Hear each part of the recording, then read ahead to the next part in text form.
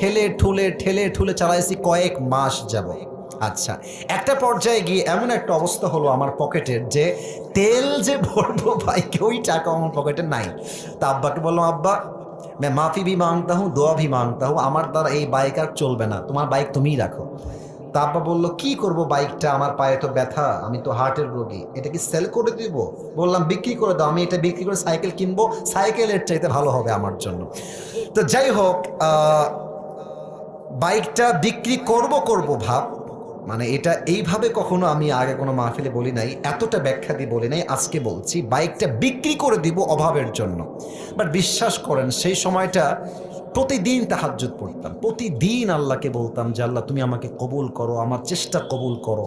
আর আমি দুইজনের ওয়াজ খুব বেশি শুনতাম, এক আজহারির ওয়াজ শুনতাম খুব বেশি, আর একজন আমি আল্লামা দেলোয়ার হোসেন সাঈদীর ওয়াজ খুব বেশি শুনতাম সেই সময়ের কথা। It has been 3 years or maybe 4 years back, 3 বা 4 বছর আগের কথা। তো হঠাৎ করে আমি একদিন জুমার খুতবা দিলাম, আমি আবার বলছি এই কথা কিন্তু আমি কখনো কোথাও আপনার শোনেন নাই, আমি আজকেই বলছি। তো জুমার খুতবা দিলাম, আমি প্রায় 1 বছর যাবৎ জুমার খুতবা দেই, ভিডিও আপলোড হয়, কিন্তু কখনো কোনো রেসপন্স আসে না, আই মিন কেউ দেখে না ভিডিও। এই 10টা 20টা লাইক পড়ে, দুই একজন কমেন্ট করে মাশাআল্লাহ, আমি তাতেই খুশি, আলহামদুলিল্লাহ, দুই একজন দেখলে আমার জন্য এনাফ বা আমার খুশি কারণ হয়ে যাবে। তো আমার মনে আছে হঠাৎ করে একটা ভিডিও আপলোড হলো আমাকে নিয়ে, মাশাআল্লাহ ভিডিওর টপিক খুব ভালো ছিল, লাখ লাখ রিচ হয়ে গেল, একদিনেই মনে করেন যে 10-20 লাখ মানুষ দেখে ফেললো সেই ওয়াজটা। পরে মিডিয়ার থেকে আমাকে কল দেওয়া হলো যে আপনি জুমা পড়ান কোথায়, আমরা আপনার ভিডিও রেকর্ড করব। তো অনেক বড় একটা মিডিয়া আমাকে বললো যে আপনার ভিডিও একটা আপলোড দিব, আপনি ইনশাআল্লাহ অনেক দূর যাবেন, আপনার জন্য অনেক বেশি কাজ আসবে, আপনি কাজ করতে পারবেন আপনার দাওয়াতি ফিল্ডে। তো একটা মাহফিল করলাম, মাহফিলটা ছিল পাবনায়। মাহফিল ছিল কোথায়? পাবনায়। তো পাবনায় গেলাম, আমি হলাম 3 নম্বর বক্তা, দ্বিতীয় বক্তা না, 3 নাম্বার। তো আমাকে যখন ওয়াজে দেওয়া হলো, দ্বিতীয় বক্তা খুবই রাগ, আমার টাইমটা তাকে কেন দেওয়া হচ্ছে, ওকে তো দিয়ে কাজ হবে না, ওকে নামান, একে দিয়ে কাজ হবে না, এটা 3 বছর আগের কথা, বেশি না, 3 বা 4 বছর আগের কথা। তো আমি ওয়াজ শুরু করলাম, কি বলবো, নিজের কথা বলছি না, বা এটা আল্লাহর রহমত বলছি বলতে পারেন, আমি আধা ঘন্টা ওয়াজ করেছি, প্রত্যেকটা যুবক, আমি নেমে গেছি ওরা উঠে গেছে, মানে এই হুজুরকে আমরা ছাড়বো না, নেমে গেলাম, সেটা আপলোড হলো ইউটিউবে। হঠাৎ করে একদিন আমার বাসা ছিল রাজশাহীতে, রাজশাহীর আমাদের মেইন শহরে বাসা, আমার আব্বা জুমার খতিব এবং আমার আব্বা একটা মাদ্রাসার প্রিন্সিপাল।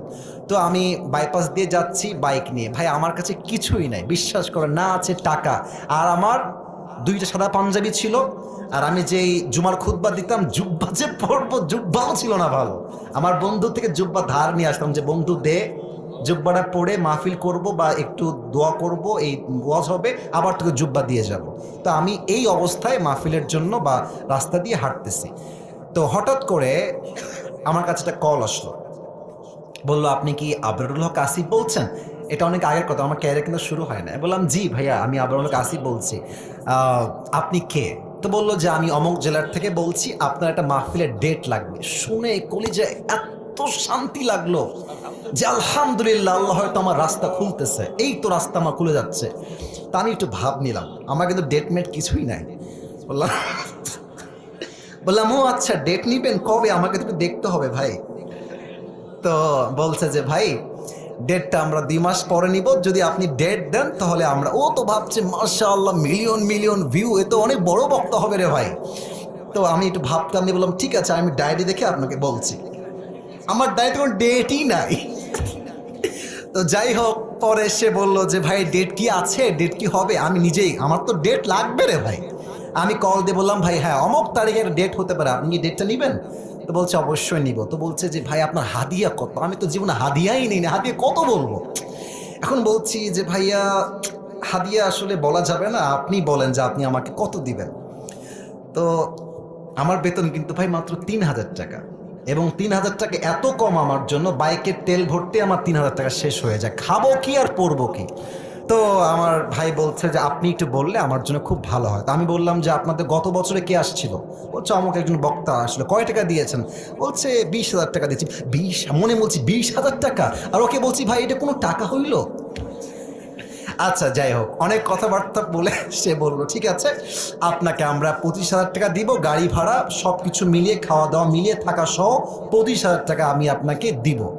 তো বললাম দিব বললেই তো হবে না ভাইজান, আপনাকে তাকে অ্যাডভান্স করতে হবে না, আমি প্রোগ্রামটা কনফার্ম মনে করব কেমন করে। তো বলছে ঠিক আছে ভাই, আপনি আপনার নাম্বারটা আমাকে দেন, আমি আপনাকে 5,000 টাকা অ্যাডভান্স করছি। আমি বললাম ইয়ার ইয়ে তো মেরি রাস্তা খুল গিয়া মাশাআল্লাহ। তো বলছে ঠিক আছে আমি আপনাকে দিচ্ছি, নাম্বারটা আমাকে পাঠান। তো নাম্বার দিলাম, 3 দিন কোনো খবর নাই। মনটা আবার খারাপ, জানলাম ডেটটা কি তাহলে পাবোই না। তো 3 দিন পরে আবার আমার ভাই কল দিয়ে বলছে প্রিয় ভাই আপনাকে তো আমি টাকা দিব, বাট আমি টাকা তুলতে পারি নাই এলাকার থেকে, তাই টাকাটা দিতে পারি নাই। তো মার্শাল্লাহ সবাই আমাকে টাকা দিয়ে দিয়েছে, আপনার নাম্বারে আমি এখনই টাকা পাঠাচ্ছি। তা আমাকে ওই প্রথম মাহফিলের জন্য 5,000 টাকা অ্যাডভান্স দেওয়া হয় এবং 5,000 টাকায় আমি আমার আব্বা আম্মাকে দিয়ে দিয়েছি। যাও তোমরা নাও। বিশ্বাস করেন ওই যে আমার জার্নি শুরু হলো, আল্লাহু আকবার, কি বলবো। এখন এমন একটা দিন নাই যেই দিন শত শত কল আসে না, আসিফ হুজুরকে লাগবে আপনাদের কি, আমাকে বলে 3 লাখ নিবেন, 2 লাখ নিবেন, 1.5 লাখ নিবেন, কত খালি বলেন না আপনাকে আমরা চাই। আপনি বলবেন হুজুর আপনি এত লম্বা স্টোরি কেন বললেন? 1 ঈমান, 2 হচ্ছে তাকওয়া। এই 2টা থাকলে বান্দার সফলতাকেও আটকায় রাখতে পারে না, ঠিক কিনা বলে?